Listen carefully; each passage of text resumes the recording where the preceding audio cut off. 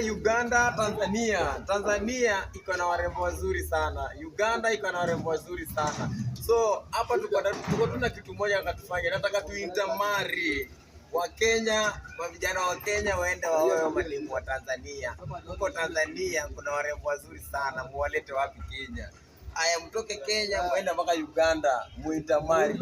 Hii maneno ya kushindanga na Angelina Atieno tuachane nayo bana, wacha tutafute Halima bana, na kina Hamisi, akina sijui Mwajuma bana, angalau tujue kulata mabiriani ni nini.